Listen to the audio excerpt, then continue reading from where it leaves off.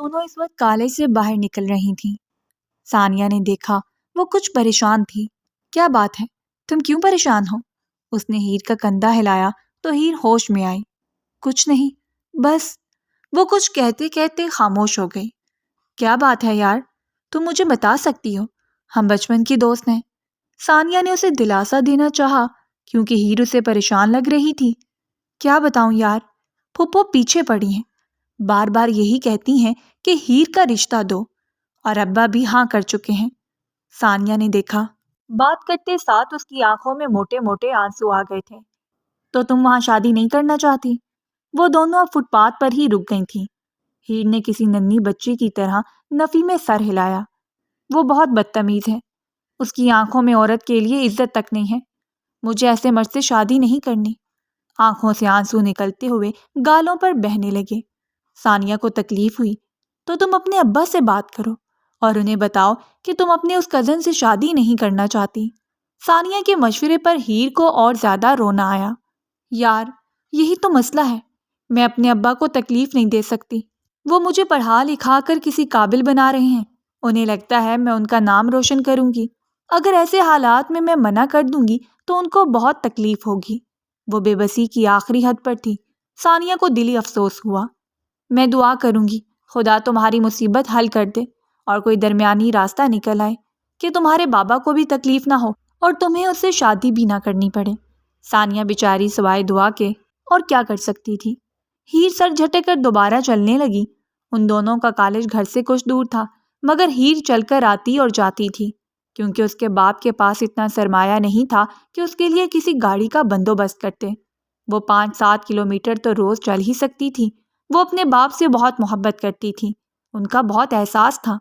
اس نے کبھی بیجا فرمائشیں اور ضد بھی نہیں کی تھی۔ وہ دونوں کچی کالونی کی طرف آ چکی تھیں جب اچانک ہی ان کے سامنے 2 بائیکر آئے اور ان کے گرد گول گول بائک گھمانے لگے۔ ہیر تو فوراً خوفزدہ ہو گئی۔ وہ ایسی صورتحال پر فوراً پریشان ہو جاتی تھی، مگر ثانیہ ان کو غصے سے گھور رہی تھی۔ ہیر جلدی سے ثانیہ سے چپک گئی۔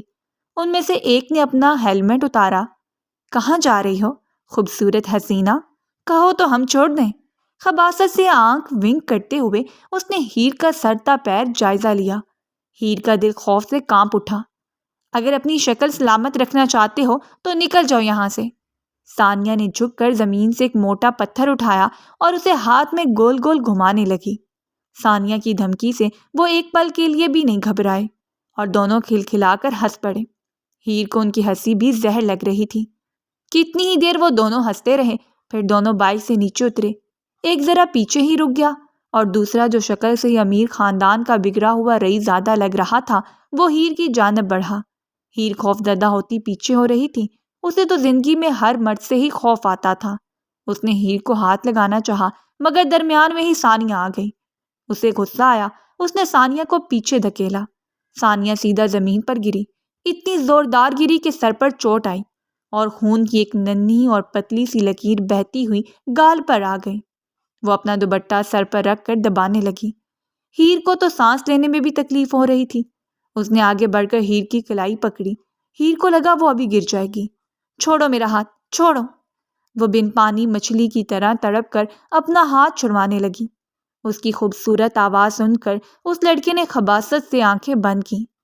تمہاری نازکی کو بہت قریب سے محسوس کرنا چاہتا ہوں۔ آنکھوں میں غلاظت لیے وہ بولا اور ہیر کا چہرہ تیزی سے سرخ ہوا۔ ذلت کا احساس حاوی ہو رہا تھا۔ اس سے پہلے وہ کوئی غلط حرکت کرتا، اچانک کسی نے اس رئیس زادے کے منہ پر ایک مکہ دے مارا۔ اس کا ہاتھ فوراً ہیر کی کلائی آزاد کر گیا۔ ہیر نے بے یقینی اور حیرت سے پلٹ کر دیکھا تو اس کے پیچھے ہی کوئی 25 سے 30 سالہ خوبصورت سرمئی آنکھیں، سفید گندمی رنگت، تیکھے نقوش، ہلکی سی بیرڈ، مغرور ناک، وجیح چہرہ اور پرکشش کی مثال کوئی مرد کھڑا تھا۔ اس کی آنکھوں میں غصہ تھا۔ ہیر کی نظر اس پر ایسی پڑی کہ پھر پلٹنا بھول گئی۔ شاید اس نے زندگی میں اس سے زیادہ خوبصورت مرد کوئی دیکھا ہو۔ ثانیہ ہوش میں آئی اور فوراً ہیر کو بازو سے پکڑ کر پیچھے کیا۔ تمہیں شرم نہیں آتی؟ بیچ راستے میں چلتی لڑکیوں کا ہاتھ پکڑتے ہو؟ وہ دبے دبے غصے سے چلایا اور پھر دوبارہ 2 مکے اس رئیس زادے کے منہ پر دے مارے۔ وہ دونوں رئیس زادے اس شخص کے حلیے سے ہی خوف کھا رہے تھے کیونکہ اس شخص نے کافی مہنگے کپڑے پہن رکھے تھے، جو اس بات کا ثبوت تھے کہ وہ کوئی امیر شخص تھا۔ وہ دونوں ڈر کر وہاں سے بھاگے۔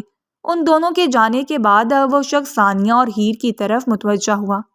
اتنی دوپہر کو سنسان سڑک پر تم دونوں اکیلی کہاں جا رہی تھی؟ اس نے اتنے غصے سے پوچھا جیسے وہ ان کا حاکم ہو۔ ہیر تو خوف سے کانپ رہی تھی، مگر ثانیہ کے حواس اس کے ساتھ تھے۔ دیکھو مسٹر، تم جو کوئی بھی ہو، ہماری مدد کی اس کے لیے شکریہ، مگر اس کا مطلب یہ نہیں تم ہم پر روب جھاڑو۔ ہم کالج کے اسٹوڈنٹس ہیں، روز ایسے ہی چل کر گھر آتی اور جاتی ہیں۔ ثانیہ کی نظر کچھ فاصلے پر پڑی ایک کالی لمبی کار پر گئی۔ تم ہوگے ایک امیر رئیس زادے جس کے پاس بڑی بڑی گاڑیاں ہوں گی۔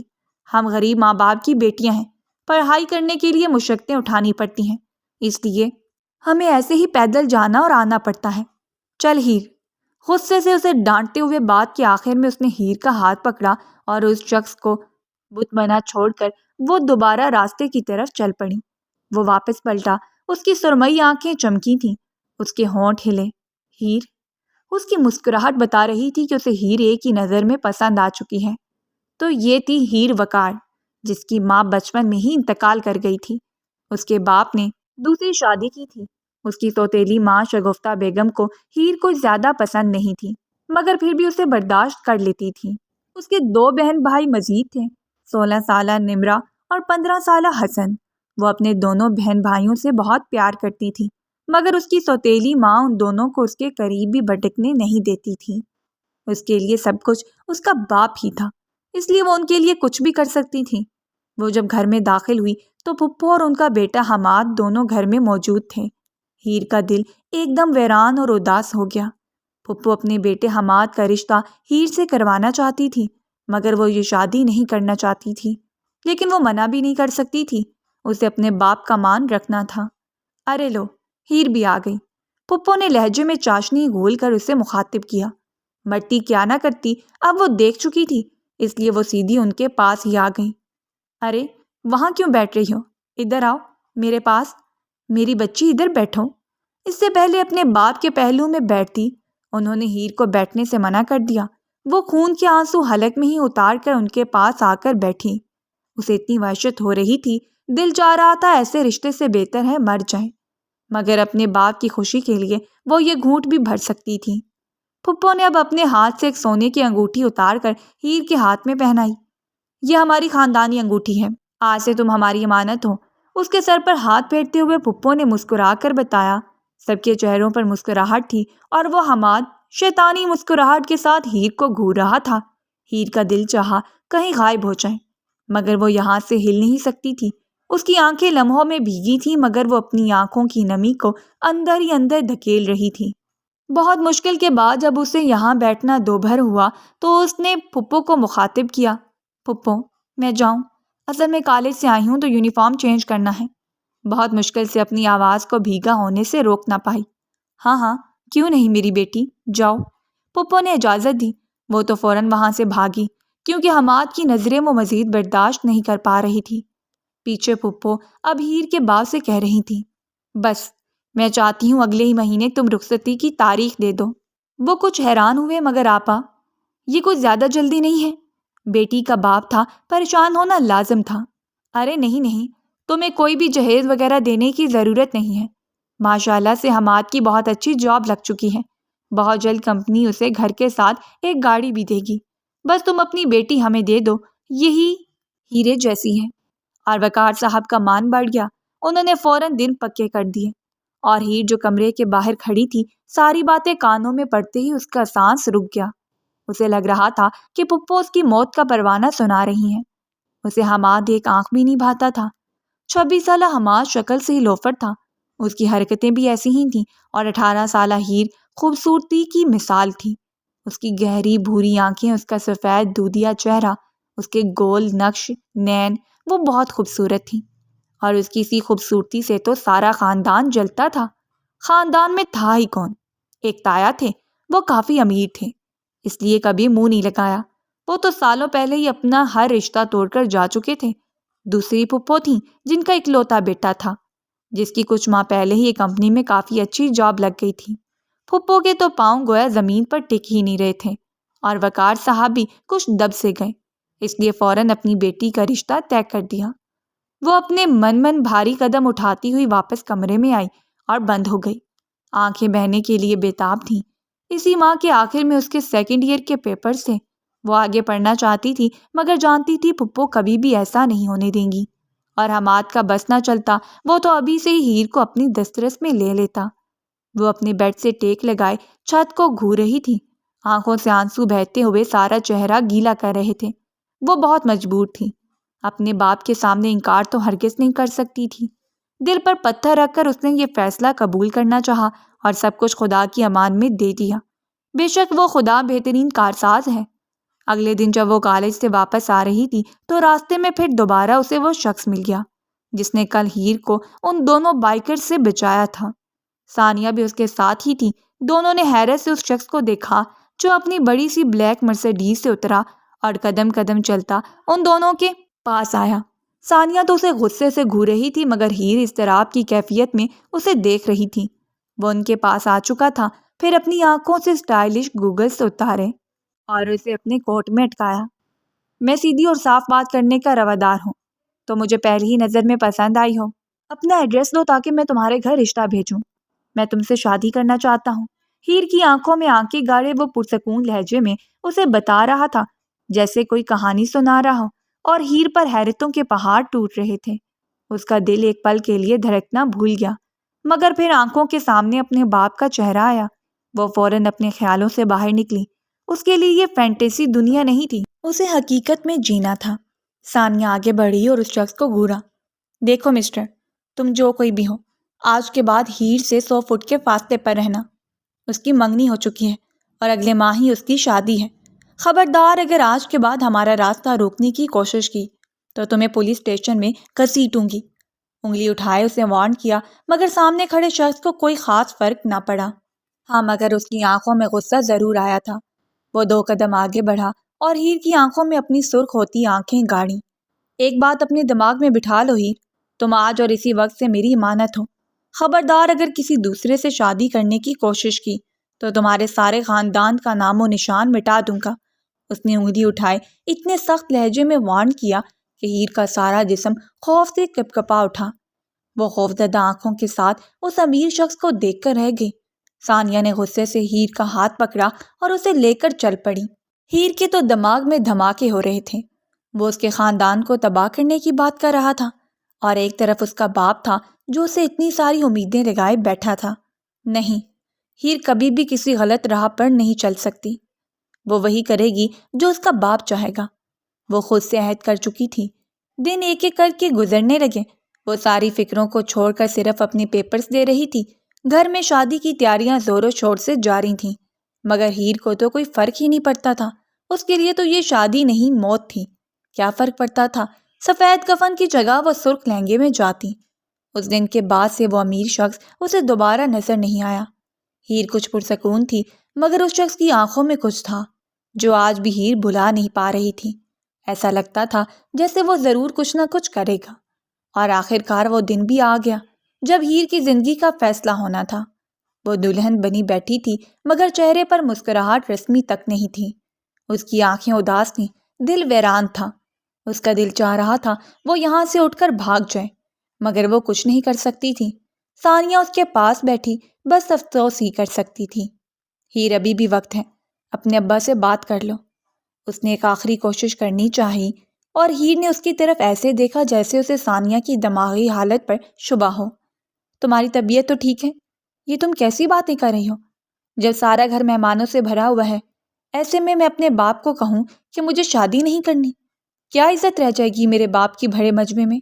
تم نہیں جانتی ثانیہ، یہ بہت مشکل ہے۔ تم خود بھی ایک بیٹی ہو اور بیٹیاں اپنے باپ کے مان کے سامنے اپنا سر جھکا دیتی ہیں۔ یہ میرے باپ کی عزت کا معاملہ ہے، میں ان کی عزت پر کوئی حرف نہیں آنے دوں گی۔ سنجیدگی اور سختی سے کہتے ہوئے اس نے خود کو پتھر کر لینا چاہا۔ وہ کمرے میں بیٹھی تھی، ساری تیاریاں چھوٹے سے صحن میں ہی کی گئی تھیں۔ پھپھو نے کہا تھا بارات پر زیادہ لوگ نہیں آئیں گے مگر ہیر کو کوئی فرق نہیں پڑتا تھا۔ کچھ گھنٹے گزر گئے مگر اب تک بارات نہیں آئی تھی۔ پھر کافی دیر بعد شور اٹھا کہ بارات آ گئی ہے اور ہیر کو لگ رہا تھا جیسے موت کا فرشتہ اس کے قریب آ رہا ہے۔ ہیر کی ماں اور ثانیہ دونوں نے اسے کرسی سے اٹھایا اور پھر باہر کی جانب بڑھی۔ اسٹیج پر لا کر بٹھا دیا گیا مگر دولہا کہیں نہیں تھا۔ آپا، یہ دولہے کے بغیر کون سی بارات ہے؟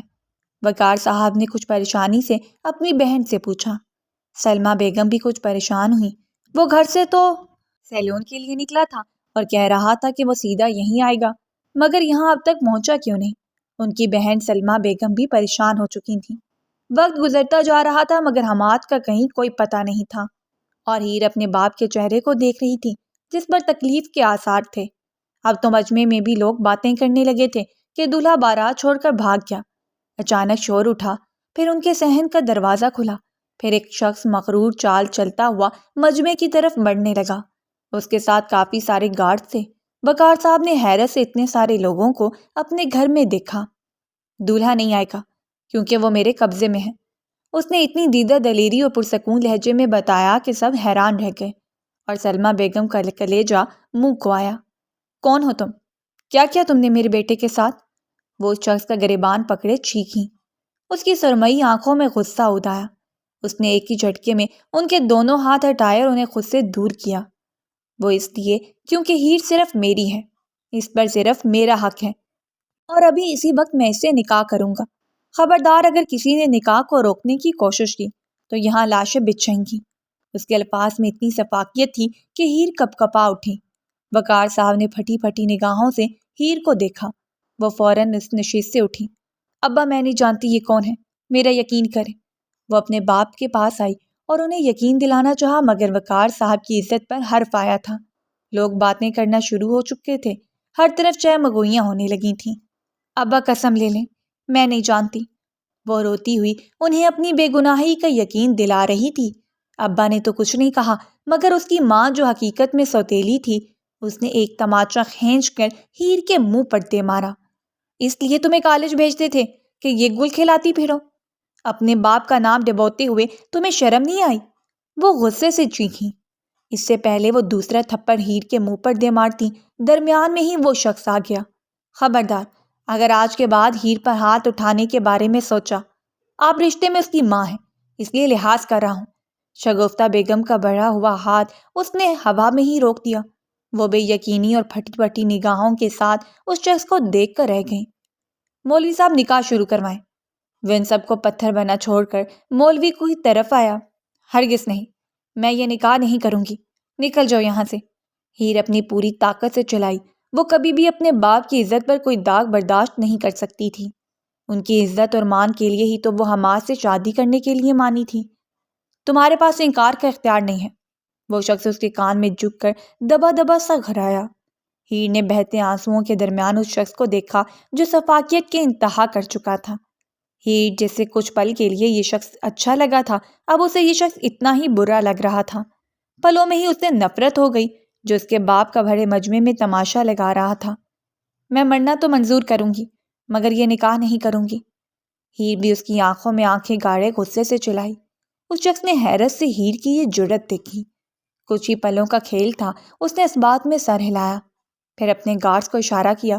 ایک گارڈ نے ہیر کے باپ کے ماتھے پر گن رکھی اور دوسرے گارڈ نے ہیر کے 15 سالہ بھائی کے سر پر، اور ہیر اگلا سانس نہیں لے سکی۔ خوف سے اس کا چہرہ سفید پڑ گیا۔ یقیناً تمہیں اپنے باپ اور بھائی سے بہت محبت ہوگی، اگر چاہتی ہو کہ ان دونوں کی جان بخش دوں تو یہ نکاح کر لو۔ ہیر وقار تو ساکت رہ گئی، ایک نظر اپنے باپ اور اپنے بھائی پر ڈالی جو بے بسی سے کھڑے تھے۔ شگفتہ بیگم فوراً آگے بڑھی۔ شکل کیا دیکھ رہی ہو؟ جلدی سے نکاح کرو۔ دیکھ نہیں رہی وہ تمہارے باپ اور بھائی کی جان لینے کے در پہ ہے؟ بے حیا لڑکی، شرم نہیں آئی اپنے باپ کا نام بدنام کرتے ہوئے؟ وہ دبے دبے غصے سے چلائی تھی۔ ہیر نے خالی خالی نگاہوں سے اپنے باپ کی طرف دیکھا جن کی آنکھوں میں مان ٹوٹنے کی کرچیاں تھیں۔ ہیر کے دل کو کچھ ہوا، اسے لگا اس کی روح پرواز کر چکی ہے۔ نکاح شروع کرے مولوی صاحب۔ اس بار وہ شخص کچھ غصے سے چلایا۔ انہوں نے بے بسی سے وقار صاحب کی طرف دیکھا۔ وقار صاحب نے آنکھوں ہی آنکھوں میں مثبت اشارہ دیا تو مولوی صاحب نے نکاح شروع کیا۔ وہ مولوی صاحب کو اپنا نام بتا چکا تھا، ہیر وقار ولد وقار احمد۔ آپ کا نکاح احمد شیرازی ولد شیرازی سے کیا جاتا ہے، کیا آپ کو قبول ہے؟ مولوی صاحب نے تیسری بار پوچھا مگر وہ اپنے باپ کی طرف دیکھ رہی تھی۔ اچانک ہی گارڈ نے اس کے باپ کے سر پر گن کی گرفت سخت کی۔ اس کے باپ نے بے بسی سے سر ہلایا اور پھر کہیں جا کر ہیر کے لب پھڑپھڑائے۔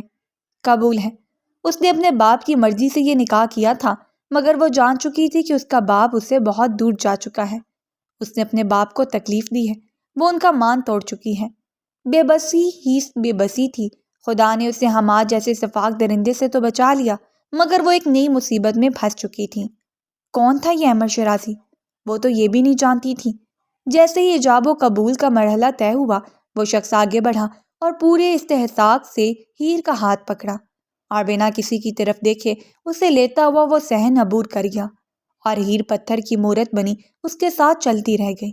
وہ آخری بار اپنے باپ کو دیکھ نہ سکی، ان سے نظر نہ ملا سکی، ان سے معافی نہ مانگ سکی، اپنے باپ کے سامنے وہ سر اٹھانے کے قابل نہ رہی۔ دوسری طرف ثانیہ کے چہرے پر مسکراہٹ تھی، نہ جانے کیوں اسے یہ سب بہت اچھا لگ رہا تھا۔ جو شخص ہیر کے لیے اتنا سب کچھ کر سکتا ہے تو پھر وہ اسے کتنا ٹوٹ کر چاہتا ہوگا۔ وہ جا چکی تھی، ایک گارڈ نے اس کا آخری پیغام دیا اور وہ بھی باہر نکل گیا۔ کچھ دیر بعد آپ کا بیٹا واپس آ جائے گا۔ پھپھو وہی کرسی پر بیٹھی رو رہی تھیں اور اب ہیر کو برا بھلا کہہ رہی تھیں۔ میرا ہی دماغ خراب تھا جو اپنی اتنی اچھی اور سیدھی بھتیجی کو اپنا بہو بنانے چلی تھی۔ میں کہاں جانتی تھی کہ یہ ایسی نکلے گی، پتہ نہیں کس کس کے ساتھ چکر چلاتی ہوگی۔ پھپھو اب بھی رو رو کر اپنی بھڑاس نکال رہی تھی۔ سارے مہمان جا چکے تھے اور اس کا باپ نڈھال سا ہوتا وہیں کرسی پر گر سا گیا۔ ثانیہ ان کے پاس آئی اور انہیں ساری بات بتائی۔ وہ جانتی تھی ہیر کے لیے اس کا باپ کتنا خاص ہے۔ ساری بات سن کر وقار صاحب کی آنکھوں سے آنسو بہنے لگے۔ ان کی بیٹی اتنی اچھی تھی، انہیں یقین نہ ہوا۔ ان کی خاطر وہ اپنی ناپسندیدگی کو بھی قبول کر رہی تھی۔ انہیں افسوس ہوا وہ اپنی بیٹی کی مرضی کیوں نہ جان پائے۔ انہیں تو لگا ہیر نے اپنی مرضی سے اس رشتے کے لیے ہاں کی ہوگی۔ اب انہیں اچھا لگ رہا تھا کہ ہیر کی شادی حماد سے نہیں ہوئی، مگر وہ شخص جو اسے زبردستی نکاح کر کے لے کر گیا ہے، وہ اس کے ساتھ کیسا سلوک کرے گا، بس وہ یہی سوچ کر رہ گئے۔ وہ اس کے ساتھ گاڑی کی فرنٹ سیٹ پر بیٹھی ہوئی تھی اور وہ گاڑی چلا رہا تھا۔ وہ اسے کہاں لے کر جا رہا تھا ہیر کو کوئی ہوش نہیں تھی۔ وہ تو بس اپنے باپ کی ان آنکھوں میں ہی اٹک گئی تھی جن میں مان ٹوٹنے کی کرچیاں تھیں۔ وہ اسے لے کر اپنے گھر میں آ چکا تھا۔ گاڑی پارک کی، گاڑی سے باہر نکلا، دوسری سائڈ آ کر دروازہ کھولا، ہیر کا کندھا ہلایا تو وہ ہوش میں آئی۔ چلو اترو، گھر آ چکا ہے، سنجیدگی سے اسے ہدایت دی۔ اس کی آنکھوں میں اب بھی دبا دبا غصہ تھا۔ ہیر کا دل ویران ہو چکا تھا۔ وہ بنا کچھ کہے اتر آئی۔ جیسے اس کی نظر بنگلے کی طرف اٹھی، پھر ہیر کی پلکیں جھپکنا بھول گئی۔ وہ اتنی خوبصورت سفید رنگ کا محل تھا، لمبی روش پر چلتا ہوا وہ محل میلوں کے احاطے پر پھیلا ہوا تھا۔ وہ کم سے کم 3 منزلہ عمارت تھی، بہت خوبصورت محل تھا اور رات کے اس پہر وہ چاند سے زیادہ روشن تھا۔ کچھ پلوں کے لیے ہیر اپنے سارے غم بھول کر اس محل کی خوبصورتی میں کھو گئی تھی۔ احمد نے اس کا ہاتھ پکڑا تو وہ ہوش میں آئی۔ وہ اسے اپنے ساتھ لیا بندر کی طرف جا رہا تھا۔ ہیر نہیں جانتی تھی اس کی زندگی کیسی ہوگی، مگر بس وہ اللہ پاک سے صرف دعا ہی کر سکتی تھی۔ محل کا اندرونی حصہ بیرونی حصے سے زیادہ خوبصورت تھا۔ ہیر کو لگ رہا تھا وہ کسی جنت میں آ گئی ہے۔ اپنے سارے غم بھول گئی تھی، عارضی طور پر ہی صحیح، مگر وہ حیرت کی زیادتی سے گنگ رہ گئی تھی۔ وہ لاؤنج سے ہوتا ہوا سیڑھیوں کی طرف بڑھا، پھر دوسری منزل پر آ کر اپنے کمرے کا دروازہ کھولا۔ ہیر کو لے کر اندر داخل ہوا، پھر دروازہ لاک کیا۔ اس کا ہاتھ اب تک مضبوطی سے پکڑ رکھا تھا۔ وہ تو کسی کٹ پتلی کی طرح اس کے ساتھ چلتی جا رہی تھی۔ اس نے ہیر کو بیڈ پر بٹھایا، پھر اس کے سامنے بیٹھا۔ میں نے کہا تھا نا، کسی دوسرے کی بیوی بننے کے بارے میں سوچنا بھی مت۔ اس کے لہجے میں اب بہت زیادہ غصہ تھا جو ہیر صاف محسوس کر سکتی تھی۔ ڈریسنگ روم میں جاؤ، وہاں تمہارے لیے ایک سے بڑھ کر ایک ڈریس موجود ہے۔ سب سے پہلے اس ڈریس کو اپنے جسم سے جدا کرو۔ مجھ سے برداشت نہیں ہو رہا تم کسی دوسرے کے لیے سجی ہوئی میرے سامنے بیٹھی ہو۔ اس شخص کی آنکھوں میں نفرت یا حقارت نہیں تھی، بہت غصہ تھا، وحشت تھی اور سفاکیت تھی۔ ہیر اپنے آنسو پونچھتی ہوئی اٹھی۔ تم زبردستی نکاح کر سکتے ہو، مگر زبردستی مجھ پر حکم نہیں چلا سکتے۔ میں تمہاری زر خورید غلام نہیں ہوں۔ تم نے میرے باپ کی جان لینے کی کوشش کی ہے، اور جو شخص میرے باپ کو تکلیف دے وہ میرا سب سے بڑا دشمن ہے۔ ہیر بھی غصے سے پھٹ پڑی۔ احمد ایک ہی جھٹکے میں بیڈ سے اٹھا، ہیر کا منہ دبوچا۔ تم نے ابھی تک میرا اصلی روپ دیکھا نہیں ہے۔ سب سے پہلے مجھے تم کہنا بند کرو۔ تمہارے منہ سے میرے لیے صرف آپ نکلنا چاہیے، اور یہ میرا پہلا حکم ہے۔ اور ہیر جو کچھ پل کے لیے بہادر بنی تھی، اس شخص کو اتنے قریب غصے اور وحشت میں دیکھ کر وہ فوراً پہلے جیسی خوفزدہ ہیر بن گئی اور ڈرتے ہوئے اس بات میں سر ہلایا۔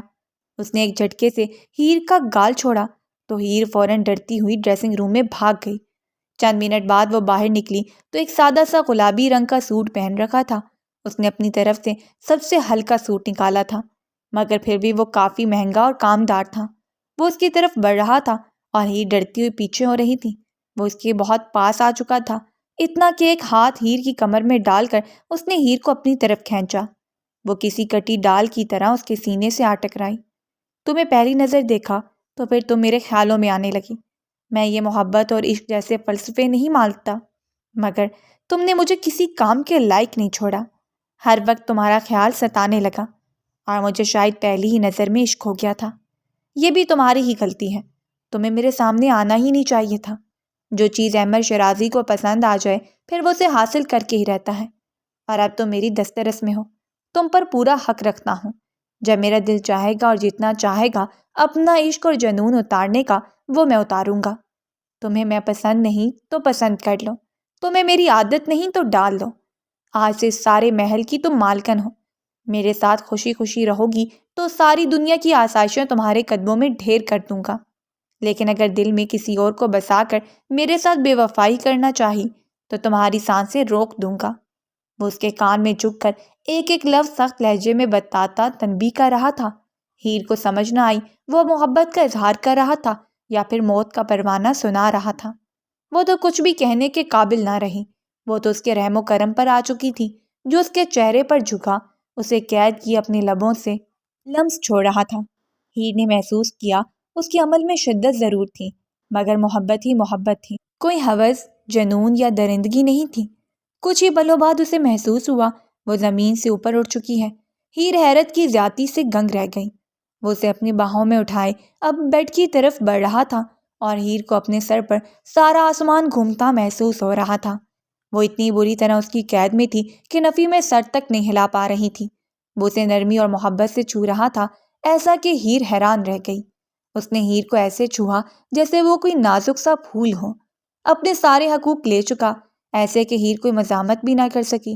اسے اپنی محبت سے روشناس کرا چکا تھا، اور ہیر کتنے ہی پل یہ سوچتی رہی کہ کیا وہ واقعی اتنی خاص تھی کہ کوئی اسے دیوانوں کی حد تک چاہ سکتا تھا۔ اس کے عمل میں شدت پسندی ضرور تھی، مگر کوئی درندگی نہیں تھی جس نے ہیر کو سکون پہنچایا تھا۔ اگلی صبح کا آغاز ہو چکا تھا۔ وہ اس وقت شیشے کے سامنے بیٹھی اپنے بال سکھا رہی تھی جب احمد اس کے پیچھے آ کر کھڑا ہوا۔ پھر اس کے گلے میں ایک نازک مگر نفیس اور خوبصورت ڈائمنڈ کا نیکلس پہنایا۔ یہ تمہاری منہ دکھائی ہے، ہیر نے اسی بے تاثر لہجے کے ساتھ دوبارہ اپنے بال کنگھی کرنا شروع کیے۔ احمد نے کچھ حیرت سے ہیر کا یہ رویہ دیکھا۔ ایک بات تو وہ جان چکا تھا، اس لڑکی کو دولت میں کوئی انٹرسٹ نہیں ہے۔ وہ اسے زبردستی اپنے ساتھ باندھ چکا تھا اور اسے زبردستی اپنے ساتھ محبت کرنا سکھا رہا تھا، مگر محبتیں زبردستی نہیں ہوتی۔ دن ایک کے بعد ایک گزرنے لگے۔ ہیر بہت خاموش ہو گئی تھی، وہ کوئی بات نہیں کرتی تھی۔ وہ کہتا بیٹھ جاؤ تو بیٹھ جاتی، وہ کھڑی رہنے کو کہتا تو کھڑی رہتی۔ مطلب وہ اتنی زیادہ خاموش ہو چکی تھی، اس کے ہر عمل پر خاموشی سے سر جھکاتی، اسے کوئی بھی بات نہیں کرتی تھی۔ شاید ہی ایک ہفتے میں اس نے ہیر کی آواز بھی سنی ہو۔ آج ہیر صبح سے بے چین تھی، پورا ایک ہفتہ ہو چکا تھا اس نے اپنے باپ کی شکل نہیں دیکھی تھی۔ وہ بدگمانی دور کرنا چاہتی تھی، وہ اپنے باپ کو سچ بتانا چاہتی تھی۔ احمد شیرازی ایک بزنس مین تھا، اس کا کروڑوں کا کاروبار تھا، مگر وہ اکیلا تھا۔ اس کے والدین کا کچھ سال پہلے ہی انتقال ہو گیا تھا۔ یہ سارا محل صرف اس اکیلے کی ملکیت تھا، اور اس کے جانے کے بعد ہیر درجنوں ملازموں کے ساتھ یہاں اکیلی ہوتی تھی۔ آج احمد آفس سے جلدی گھر آ گیا تھا۔ پورے ایک ہفتے بعد ہیر نے اسے بات کرنے کی ٹھانی۔ وہ جو کمرے کے صوفے پر بیٹھا اپنے موبائل میں مصروف تھا، ہیر اس کے سامنے آ کر کھڑی ہوئی، پھر بہت مشکل سے کچھ کہنے کے لیے لب کھولے۔ میں اپنے گھر والوں سے ملنا چاہتی ہوں۔ کہیں نہ کہیں اس کے اندر احمد کا خوف تھا، جب وہ غصے میں ہو تو کچھ بھی تباہ کر سکتا تھا۔ ارے واہ، تم تو بولتی بھی ہو، مجھے لگا تھا شاید اپنی آواز وہیں کہیں چھوڑ آئی ہوں، اور میں ہی تمہارا گھر والا ہوں۔ مجھ سے تو بات کرتے ہوئے بھی تمہاری آواز نہیں نکلتی، اور میرے علاوہ دوسروں کے ساتھ وقت گزارنا چاہتی ہوں۔ وہ اچانک ہی غصے میں آیا تھا۔ ہیر سہم کر پیچھے ہٹی۔ وہ میرے ماں باپ اور بہن بھائی ہیں، اس نے کچھ تکلیف سے کہا۔ آنسو بہتے ہوئے گالوں کو بھگونے لگے اور احمد کا غصہ کہیں دور جا سویا، مگر وہ خاموش رہا۔ وہ ہیر کو 1 منٹ کے لیے بھی خود سے دور نہیں جانے دے سکتا تھا۔ وہ اس طرح سے اس کے سینے میں بس گئی تھی کہ اگر ایک پل بھی نہ دیکھتا تو سکون نہیں ملنا تھا۔ یہ کیسی محبت ہے آپ کی، جس میں آپ کو میرا ذرا سا بھی احساس نہیں؟ محبت قربانی مانگتی ہے، مگر آپ کی محبت میں تو انا بھی ہے، ہیر دبے دبے غصے سے چلائی۔ احمد صوفے سے اٹھا۔ وہ ڈر کے مارے پیچھے قدم لینے لگی۔ تو تمہیں میری محبت کا ثبوت چاہیے، سنجیدہ اور سخت لہجے میں کہتے ہوئے اس کی طرف بڑھنے لگا۔ ہیر جانتی تھی اس نے آج خود ہی شیر کی کچار میں ہاتھ ڈالا ہے، اب اس کا رویہ بھی بھگتنا پڑے گا۔ وہ اس کے اتنے پاس آ کر کھڑا ہو چکا تھا کہ اس کی سانسیں ہیر کے چہرے پر پڑ رہی تھیں۔ ہیر کے آنسو بہتے جا رہے تھے۔ آج کے بعد میں تمہاری آنکھوں سے ایک آنسو بھی بہتا نہ دیکھوں، ورنہ جن کی وجہ سے یہ ٹسوے بہا رہی ہو ان کو ہی ختم کر دوں گا۔ اس کے کان کے پاس جھک کر دبا دبا سا گھرایا اور ہیر کو مزید رونا آنے لگا۔ آپ کے لیے محبت صرف قید کرنے کا نام ہے، محبت قید کرنے کا نام نہیں۔ محبت قربانی مانگتی ہے، محبت اعتبار مانگتی ہے، محبت ساتھ مانگتی ہے، مگر آپ جیسا شخص کیا سمجھے محبت کو۔ وہ اپنے سارے آنسو پونچھتی ہوئی واش روم میں بند ہو گئی، مگر احمد اس کے آخری الفاظ میں ہی سٹرک ہو گیا۔ آپ جیسا شخص کیا سمجھے محبت کو؟ احمد کی سرمئی آنکھیں غصے کی زیادتی سے لال ہو گئیں۔ وہ اپنا چہرہ دھو کر باہر نکلی تو وہ غصے سے کمرے میں چکر کاٹ رہا تھا۔ ایک ہی جست میں اس تک پہنچا۔ تو تمہیں اپنے ماں باپ سے ملنا ہے؟ اس نے اپنا غصہ ضبط کرتے ہوئے پوچھا۔ ہیر نے ہاں میں سر ہلا سکی اور نہ نفی میں سر ہلا سکی۔ نہ نفی میں سر ہلا سکی۔ ٹھیک ہے چلو، صرف 1 گھنٹہ رکنے دوں گا، اگر اس سے زیادہ تو مجھ سے دور رہی تو یہ دل برداشت نہیں کر پائے گا۔ وہ کس قدر دل برداشتہ لہجے میں بولا تھا ہیر سن رہ گئی۔ اس کے لہجے میں بے بسی، اذیت اور تکلیف تھی۔ ہیر نے حیرت سے اس مغرور شخص کو تکلیف میں دیکھا۔ وہ اس کا ہاتھ پکڑے اب کمرے سے باہر نکل رہا تھا۔ ہیر کسی کٹی ڈال کی طرح اس کے ساتھ کھینچ دی گئی۔ اگلے آدھے گھنٹے بعد وہ دونوں ہیر کے باپ کے گھر کے باہر موجود تھے، مگر گھر کو تالا لگا ہوا تھا۔ ہیر کے سر پر زمین و آسمان گھومنے لگے۔ آخر گھر کیوں بند تھا؟ وہ فوراً ثانیہ کے گھر کی طرف بھاگی۔ ان کا گھر ساتھ ساتھ ہی تھا۔ ہیر کو دیکھ کر تو ثانیہ خوشی سے پھولے نہ سما پائی۔ ثانیہ گھر کیوں بند ہے؟ ابا کہاں ہیں؟ اس نے بے چینی سے پوچھا۔ ثانیہ کے چہرے پر تکلیف کے تاثرات ابھرے۔ ہیر، حسن کا ایکسیڈنٹ ہو گیا ہے، وہ سب اس وقت ہاسپٹل میں ہیں۔ یہ سن کر تو ہیر کو اپنی سانسیں رکتی ہوئی محسوس ہوئیں۔ کیا ایکسیڈنٹ؟ میرا بھائی کیسا ہے وہ؟ میں نہیں جانتی ہیر، بس نمرا بتانے آئی تھی۔ ہیر کا سر چکرانے لگا۔ کس ہاسپٹل میں ہے؟ ہیر نے فوراً اگلا سوال پوچھا۔ ثانیہ نے فوراً اسے ہاسپٹل کا نام بتایا۔ وہ ان کے گھر سے باہر نکلی۔ باہر ہی احمد کھڑا تھا۔ وہ روتے ہوئے اس کے پاس آئی۔ پلیز مجھے ہاسپٹل لے کر چلیں، میرے بھائی کا ایکسیڈنٹ ہو گیا ہے، خدا کا واسطہ۔ وہ روتے ہوئے اسے فریاد کرنے لگی۔ احمد تو اسے اتنی بری طرح روتے ہوئے دیکھ کر پریشان ہو گیا۔ اچھا چلتے ہیں، پہلے رونا تو بند کرو۔ اس نے فوراً ہیر کو اپنے سینے میں سمایا۔ ہیر کو اچانک ہی ڈھارس ملی۔ اسے آج یہ شخص بالکل بھی برا نہیں لگا۔ وہ اس کی تکلیف سمجھ رہا تھا، یہی بہت بڑی بات تھی۔ وہ فوراً اس کے ساتھ ہاسپٹل پہنچی۔ احمد نے ریسیپشنسٹ سے کمرہ نمبر پوچھا۔ وہ اس وقت کچھ بھی سوچنے سمجھنے کی صلاحیت میں نہیں تھی۔ وہ ہیر کا ہاتھ پکڑے مطلوبہ کمرے تک لایا۔ باہر ہی ہیر کے ماں باپ اور بہن بیٹھی ہوئی تھی۔ وہ فوراً اپنے باپ کی طرف بھاگی۔ ابا، حسن کہاں ہے؟ کیا ہوا ہے اسے؟ اس کے لہجے میں تڑپ تھی۔ اس کا باپ جو محسوس کر سکتا تھا اس وقت وہ بھی بھول گیا کہ ہیر کی وجہ سے کتنی رسوائی ملی۔ پتہ نہیں بیٹا، سکول سے آتے ہوئے سڑک کراس کر رہا تھا، ایک گاڑی ہٹ کرتی ہوئی بھاگ گئی۔ یقیناً کوئی امیر رئیس زادہ ہوگا، یہ بگڑے ہوئے رئیس زادے۔ اس سے پہلے اس کا باپ پوری بات کرتا، احمد کو دیکھ کر ان کی زبان تالو سے چپک گئی۔ آپ فکر مت کریں ابا۔ اتنے میں ڈاکٹرز باہر نکلے۔ دیکھیں، آپ کے بیٹے کے سر پر کافی گہری چوٹ آئی ہے، آپ 2 گھنٹے تک 10 لاکھ کا ارینجمنٹ کریں، ان کی کریٹیکل سرجری ہونی ہے، دعا کریں وہ کامیاب رہے۔ ڈاکٹر سنجیدگی سے کہتا راداری میں غائب ہو گیا، مگر ہیر کا باپ اس کا تو سانس ہی رک گیا تھا۔ وہ 10 لاکھ، اتنی بڑی رقم کہاں سے لائے گا؟ ہیر جانتی تھی اس کے باپ کے پاس تو بہت مشکل 1 لاکھ بھی نہیں ہوں گے، تو یہ 10 لاکھ کہاں سے آئیں گے؟ شگفتہ بیگم ہیر کے پاس آئیں۔ دیکھو ہیر، ہماری آپ سے رنجشیں جتنی بھی ہوں مگر وہ تمہارا بھائی ہے اور یہ رشتہ کوئی نہیں جھٹلا سکتا۔ میری بچی، پلیز اپنے شوہر کو کہو ہماری مدد کرے، میرے حسن کی جان بچا لو، تمہارے ہاتھوں میں ہے۔ اس ماں نے آج بے بسی سے ہاتھ ہی جوڑ دیے۔ ہیر کو تکلیف ہوئی، وہ جیسی بھی عورت ہو مگر ہیر نے اسے ماں ہی سمجھا تھا۔ آپ کیسی باتیں کر رہی ہیں؟ میں حسن کے لیے اپنی جان بھی قربان کر سکتی ہوں، میں بات کرتی ہوں۔ وہ فوراً احمر کی طرف بھاگی جو راہداری میں کچھ دور ہی کھڑا ہو گیا تھا کیونکہ اسے یہ رونا دھونا نہیں دیکھا جا رہا تھا۔ وہ اس کے پاس آئی۔ آج پہلی بار ہیر نے اس کا ہاتھ پکڑا۔ احمر نے حیرت سے اس کا یہ رویہ دیکھا۔ میرے بھائی کی زندگی اور موت آپ کے ہاتھوں میں ہے، پلیز اسے بچا لیں۔ میں وعدہ کرتی ہوں ساری زندگی آپ کی مرضی سے گزاروں گی۔ ڈاکٹرز نے کہا ہے 10 لاکھ روپے چاہیے، اس کی سرجری ہوگی، مگر میرے ابا کے پاس اتنے پیسے نہیں ہیں، خدا را۔ ہیر اس سے پہلے ہاتھ جوڑتی، احمر نے فوراً اس کے دونوں ہاتھ پکڑے۔ خبردار، اگر آج کے بعد تم نے اس طرح گڑگڑانے کا سوچا، تم حکم کرنے کا حق رکھتی ہو مجھ پر، حکم چلاؤ۔ تم میرے دل کی ملکہ ہو، تمہاری خاطر میں ساری سلطنت لٹا سکتا ہوں۔ احمر کی انا تو وہیں کہیں دب گئی، وہ ہیر کو ایک سیکنڈ کے لیے بھی روتا ہوا نہیں دیکھ سکتا تھا، آخر وہ اس کا عشق اور جنون تھی۔ فکر مت کرو، اگلے آدھے گھنٹے میں تمہارے بھائی کا آپریشن شروع ہو جائے گا۔ اسے تسلی دیتے ہوئے احمر وہاں سے نکل گیا اور پھر واقعی اگلے آدھے گھنٹے میں حسن کی سرجری شروع ہو گئی تھی۔ ہاسپٹل کا سارا خرچہ اور ڈاکٹرز کے ساتھ ہر قسم کی بات احمر نے ہی کی تھی۔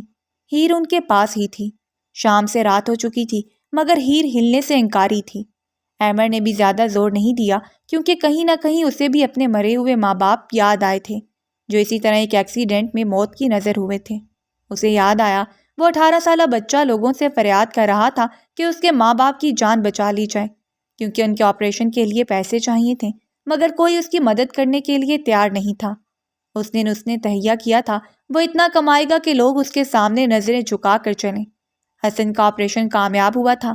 ڈاکٹرز نے کہا اسے 12 گھنٹوں تک ہوش آ جائے گا۔ رات کافی گہری ہو چکی تھی۔ ہیر، چلو گھر چلتے ہیں، تمہارا ہاسپٹل رہنا مناسب نہیں، اس نے اس بار نرمی سے مخاطب کیا۔ ہیر جو ویران آنکھیں لی ہاسپٹل کے کوریڈور میں بینچ پر بیٹھی تھی، اس نے تکلیف سے احمر کی طرف دیکھا۔ پلیز مجھے یہیں رہنے دیں، میرا بھائی۔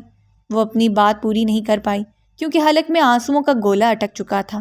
صبح ہوتے دوبارہ آ جائیں گے مگر اس وقت تم یہاں نہیں رکو گی۔ احمر اب بھی نرمی سے ہی کہہ رہا تھا۔ ہیر کے ابا ان کے پاس ہی کھڑے ان کی ساری بات سن چکے تھے۔ بیٹا، وہ ٹھیک کہہ رہا ہے، جاؤ اپنے گھر، ویسے بھی بیٹیاں شادی کے بعد اپنے گھر میں ہی اچھی لگتی ہیں۔ ابا کے لہجے میں نرمی تھی۔ ہیر کو کچھ حوصلہ ملا۔ احمر کھڑا ہوا، پھر ہیر کے ابا کے پاس آیا۔ میں جانتا ہوں بھلے ہی میرا طریقہ غلط تھا مگر میری نیت غلط نہیں تھی۔ اس وقت مجھے غصہ بہت زیادہ آیا تھا اور جب مجھے غصہ آتا ہے تو میرا دماغ میرے قابو میں نہیں رہتا۔ مجھے ہیر پہلی ہی نظر میں پسند آئی تھی، یہ میری پہلی نظر کا عشق ہے اور میں اسے ساری زندگی خوش رکھوں گا، اتنا بھروسہ رکھیں اور ہو سکے تو مجھے معاف کر دیجیے گا۔ شاید احمر نے پہلی بار کسی کے سامنے عاجزی اپنائی تھی۔ وقار صاحب نے اس کے کندھے پر ہاتھ رکھا۔ تم نے میرے بیٹے کی جان بچا کر جو مجھ پر احسان کیا ہے تو ہر غلطی کی تلافی ہو چکی ہے۔ احمر کے چہرے پر رسمی سی مسکراہٹ نمودار ہوئی۔ جاؤ بیٹا، اپنے گھر جاؤ۔ انہوں نے دوبارہ ہیر کو مخاطب کیا۔ ہیر بنا کچھ کہے اٹھ گئی اور احمر کے ساتھ ہاسپٹل سے باہر نکل گئی۔ وہ سارا راستہ بہت خاموش تھی۔ احمر محسوس کر سکتا ہے۔ گھر آنے کے بعد بھی وہ سیدھا بیڈ پر لیٹ گئی اور کچھ ہی منٹوں میں سو گئی۔ شاید پریشانی سے اس کے سر میں درد ہو رہا تھا۔ احمر نے بھی اسے تنگ کرنا مناسب نہیں سمجھا۔ اگلے دن بہت مشکل سے اس نے ہیر کو ناشتے کے لیے راضی کیا۔ اگر ناشتہ کرو گی تب ہی چلیں گے۔ جب وہ کچھ بھی کھانے کے لیے نہیں مانی تو احمر نے اسے دھمکی دی اور پھر وہ فوراً اچھی بچی کی طرح کھانا کھانے لگی۔ پھر وہ فوراً اسے اپنے ساتھ ہاسپٹل لے آیا۔ حسن کو ہوش آ گیا تھا اور اپنی بہن کو دیکھ کر وہ بہت خوش تھا۔ نمرہ اور حسن بھی اس سے بہت پیار کرتے تھے مگر بس اپنی ماں کے ڈر سے اسے دور رہتے تھے۔ احمر نے ہیر کو اپنی بہن بھائیوں کے ساتھ خوش دیکھا تو اسے اچھا لگا۔ اب اسے سمجھ آنے لگی تھی کہ محبت میں قید نہیں کیا جاتا، محبت میں آزاد چھوڑا جاتا ہے۔ اگر وہ آپ کے پاس لوٹ آئے تو آپ کا، اور اگر نہیں لوٹا تو کبھی آپ کا تھا ہی نہیں۔ ہیر سارا دن ہاسپٹل میں ہی رہی۔ پھر شام کو اس نے خود ہی احمر کو کہا، ہمیں گھر چلنا چاہیے۔ احمد اپنے سارے کام چھوڑ کر ہاسپٹل میں ہی تھا۔ وہ ہیر کو 1 منٹ کے لیے بھی اکیلا نہیں چھوڑ سکتا تھا۔ ہیر کی اس بات پر نہ جانے کیوں احمد کو بہت اچھا لگا۔ وہ جیسے اس کا رویہ اس کی طبیعت سمجھنے لگی تھی۔ واپس گھر آ گئے۔ اگلے دن حسن بھی ڈسچارج ہو کر گھر جا چکا تھا۔ 2 دن مزید گزر گئے۔ ہیر اپنے ابا کے ساتھ رابطے میں تھی۔ احمد نے اسے موبائل لا کر دیا تھا، مگر اس نے 4-5 دنوں سے اسے ہاتھ بھی نہیں لگایا۔ مگر اب اس نے موبائل چلانے کا فیصلہ کیا تھا۔ اس محل میں ہر سہولت تھی، مگر اپنے ماں باپ سے ملنے کے بعد ہیر خوش ہوئی تھی۔ 3 دن بعد اتوار تھا۔ آج اس نے احمد سے فرمائش کی کہ وہ گھر جانا چاہتی ہیں، بس کچھ گھنٹوں کے لیے، پھر وہ واپس آ جائے گی۔ وہ اب اسے فرمائشیں کرنے لگی تھی، اس کی باتیں بھی ماننے لگی تھی، اسے باتیں بھی کرنے لگی تھی۔ وہ آہستہ آہستہ خود کو بدل رہی تھی، اس رشتے میں ایڈجسٹ کر رہی تھی۔ اور احمد نے حسن کی جان بچانے کے لیے جو کچھ کیا، اس کے بعد تو اس کی مقروض تھی۔ ٹھیک ہے، مجھے ایک میٹنگ میں جانا ہے، میں تمہیں جاتے ہوئے ڈراپ کر دوں گا اور آتے ہوئے لے آؤں گا۔ ہیر خوش ہو گئی۔ اس کے چہرے پر پہلی بار احمد کی وجہ سے خوشی آئی تھی۔ احمد نے تو نہ جانے اس کی کتنی بنائیں لے ڈالیں۔ وہ اس کے پاس ہی کھڑی تھی جب وہ شیشے کے سامنے کھڑا اپنے بال بنا رہا تھا۔ احمد اس کی طرف پلٹا، پھر محبت سے اس کے ماتھے پر لب رکھے، اور آج پہلی بار ہیر مسکرائی تھی۔ وہ خوشی میں خود ہی آگے بڑھی اور اس کے سینے سے لپٹ گئی۔ احمد کو دلی خوشی ہوئی۔ اسے لگا آج وہ اپنی محبت کو اصل معنوں میں حاصل کر چکا ہے۔ شکریہ مجھے سمجھنے کے لیے، ہیر نے بہت مان سے کہا۔ احمد نے دوبارہ اس کے ماتھے پر لب رکھے۔ اسے بہت سکون محسوس ہو رہا تھا۔ میں تم سے بہت محبت کرتا ہوں، جب چاہے ثابت کروا لینا۔ وہ جیسے کہہ رہا تھا، میں دوبارہ بھی تمہارے لیے کچھ بھی کر سکتا ہوں۔ ہیر بس مسکرا کر رہ گئی۔ پھر اس کے ساتھ وہ ابا کے گھر آ گئی اور احمد اسے ڈراپ کیے چلا گیا۔ وہ حسن کے پاس ہی تھی، اسے خود اپنے ہاتھوں سے سوپ بنا کر پلا رہی تھی۔ اماں اور ابا بھی کافی خوش تھے۔ نمرا شاید سکول چلی گئی۔ اسے یہاں آئے 2 گھنٹے ہو گئے تھے جب دروازے پر دستک ہوئی۔ اسے لگا شاید احمد آ گیا ہوگا۔ وہ اپنا حلیہ ٹھیک کرتی ہوئی دروازے تک آئی۔ دروازہ کھولا، مگر احمد کی جگہ سامنے حماد کھڑا تھا۔ اسے دیکھ کر ہیر کا حلق تک کڑوا ہو گیا۔ تو وہیں ہیر کو دیکھ کر حماد کے چہرے پر طنزیہ مسکراہٹ نمودار ہوئی۔ ارے واہ، مجھے امید نہیں تھی، اتنے بڑے آدمی سے شادی کر کے تم دوبارہ اس جھونپڑی کا رخ کرو گی۔ اس نے طنز میں لپٹے تیر ہیر کے سینے میں مارنے چاہے۔ اپنی بکواس بند کرو، یہ میرے ماں باپ کا گھر ہے، یہاں جب دل چاہے گا میں آ جاؤں گی۔ ہیر کو بھی غصہ آیا۔ ارے واہ، الٹا چور کوتوال کو ڈانٹے۔ ایک تو پہلے مجھے اپنے اس عاشق کے گھنڈوں سے کہہ کے کڈنیپ کروایا، پھر اس سے نکاح رچا لیا، پھر اتنے بڑے آدمی کی بیوی بن گئی، اور اب مجھ پر ہی روب جا رہی ہو۔ تمہیں اپنی اوقات سے باہر ملا ہے۔ میں تمہیں ہر چیز دے سکتا تھا، تمہیں دنیا کی ہر خوشی دیتا، مگر تم نے مجھے دھوکہ دے کر اچھا نہیں کیا۔ وہ غصے سے بات کرتا ہوا ہیر کی طرف قدم لینے لگا۔ ہیر پیچھے ہونے لگی۔ تمہیں کیا لگا تھا میں تم سے شادی کروں گی؟ وہ تو خدا کا شکر ہے، مجھے خدا نے ایک اچھا انسان شوہر کے روپ میں عطا کر دیا۔ اگر اس دن وہ زبردستی آ کر نکاح نہیں کرتا تو شاید میں اسی رات مر جاتی، کیونکہ تم جیسے شخص سے شادی کرنا مرنے کے مترادف ہی تھا۔ حماد کا چہرہ تذلیل سے سرخ ہوا۔ اپنی بکواس بند کرو۔ وہ بھی چلایا۔ اماں اور ابا اندر حسن کے پاس تھے، شاید ان تک آواز نہیں جا رہی تھی کیونکہ اندر ٹی وی فل والیوم میں لگا ہوا تھا۔ بکواس نہیں کر رہی، سچ کہہ رہی ہوں، تمہاری آنکھوں میں تو عورت کے لیے حیا ہی نہیں ہے۔ تم کن خلیص نظروں سے مجھے گھورتے تھے، کیا مجھے اندازہ نہیں تھا؟ ایک بات یاد رکھنا، اللہ پاک نے عورت کو بہت خاص حس عطا کی ہے، وہ ہر مرد کی نظریں پہچان جاتی ہیں۔ تمہاری نظروں کی حوث بھی جانتی تھی۔ میں صرف اپنے باپ کی عزت رکھنے کی خاطر شادی کے لیے مانی تھی، ورنہ تم جیسے گھٹیا انسان سے شادی کرنے سے بہتر میں خودکشی کیے حرام موت کو گلے لگا لیتی۔ ہیر بھی کچھ غصے سے چلائی۔ اس سے پہلے حماد کا ہاتھ اٹھتا اور ہیر کا منہ دبوچتا، راستے میں ہی کسی نے اس کا ہاتھ پکڑ لیا۔ ہیر نے حیرت سے دیکھا۔ احمد غصے سے لال ببو کا چہرہ لیے کھڑا تھا۔ یقیناً وہ ان کی ساری باتیں سن چکا تھا اور یہ بھی جان چکا تھا کہ ہیر نے کبھی کسی دوسرے کو اپنے دل میں بسایا ہی نہیں تھا۔ حماد نے جیسے ہی احمد کو دیکھا اس کا خون خشک ہوا۔ سر آپ یہاں؟ حماد کے چہرے پر پہلی بار خوف نمودار ہوا۔ تمہاری ہمت کیسی ہوئی میری بیوی کو ہاتھ لگانے کی؟ وہ اتنی اونچی آواز میں چلایا کہ اس کے چھوٹے صحن کے در و دیوار ہل کر رہ گئے، اور حماد کو یہ نہیں پتا تھا کہ ہیر کس کی بیوی بنی ہے۔ وہ اپنے باس کو اپنے سامنے دیکھ کر حیران رہ گیا۔ اس سے پہلے وہ کچھ کہنے کے لیے لب کھولتا، احمد کا ہاتھ اٹھا اور ایک مکہ حماد کے منہ پر دے مارا۔ اگر آج کے بعد تم اس گھر میں دکھائی دیے تو اگلا دن دیکھنے کے لیے نہیں بچو گے۔ احمد غصے سے دھاڑا، اور تم ابھی اور اسی وقت سے فارغ ہو، کل سے کام پر آنے کی ضرورت نہیں۔ حماد کو احمد کی کمپنی میں ہی اچھی پوسٹ پر جاب ملی تھی، مگر آج اس کی بیوی پر گندی نظر ڈال کر وہ خود یہ گنوا چکا تھا۔ نہیں پلیز سر، میرے ساتھ ایسا مت کریں۔ حماد فوراً گرگرانے لگا۔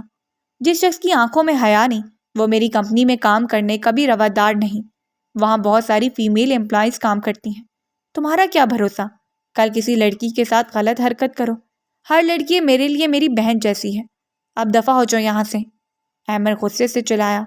شوہر کی آواز سن کر اماں اور ابا بھی باہر آ چکے تھے۔ ہیر کی آنکھیں نم تھیں، آنکھوں میں مان تھا، اور وہ مان احمد کے لیے تھا۔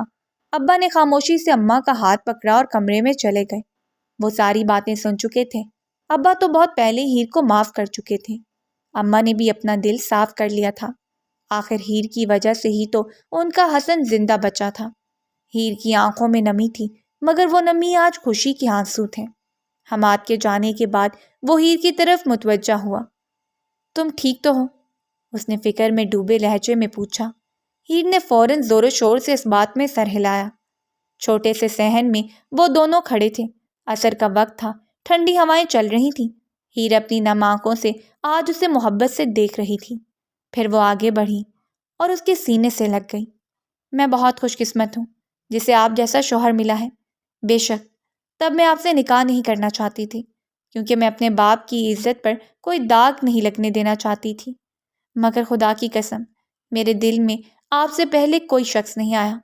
اور احمد حیران رہ گیا، یعنی کہ وہ اس کے دل تک آ چکا تھا۔ تم سچ کہہ رہی ہو نا؟ اس نے بے یقینی سے پوچھا۔ ہیر نے فوراً اس بات میں سر ہلایا۔ میرے دل میں اور میری زندگی میں آنے والے آپ ہی پہلے اور آپ ہی آخری مرد ہیں۔ اور احمد شرازی کو لگا کسی نے اس کے کانوں میں چاشنی گھول دی ہو۔ اس نے ہیر کو پوری قوت سے اپنے سینے میں بھینچا۔ ہیر مسکرا کر رہ گئی۔ پھر اس نے ہیر کے ماتھے پر لب رکھے۔ اپنے گھر چلیں؟ احمد نے اس کے کان میں سرگوشی کی۔ ہیر نے اس بات میں سر ہلایا۔ آپ جہاں چاہیں گے وہاں چلوں گی، اب میری ساری زندگی صرف آپ کے نام ہے۔ وہ محبت سے بوچھے لہجے میں اپنے جذبات کا اظہار کر رہی تھی، کیونکہ یہ وہ شخص تھا جس نے اسے عزت دی تھی۔ ہاں، اس کا نکاح کرنے کا طریقہ غلط تھا، مگر اس نے ہیر کے دل میں اپنی مخلصی سے جگہ بنائی تھی، نہ کہ زبردستی۔ وہ اماں اور ابا سے مل کر چلے گئے۔ آج پہلی بار ہیر گھر جانے کے لیے خوش تھی۔ آج پہلی بار وہ اس گھر کو گھر سمجھ کر جا رہی تھی۔ آج پہلی بار اس نے خود کو خوش محسوس کیا تھا۔ بے شک خدا بہترین کارساز ہے۔ تو ناظرین، یہ تھی ہماری آج کی ویڈیو۔ اگر آپ کو ہماری یہ کہانی پسند آئی تو ہماری ویڈیو کو لائک اور چینل کو سبسکرائب کریں۔ ملتے ہیں اگلی کہانی میں۔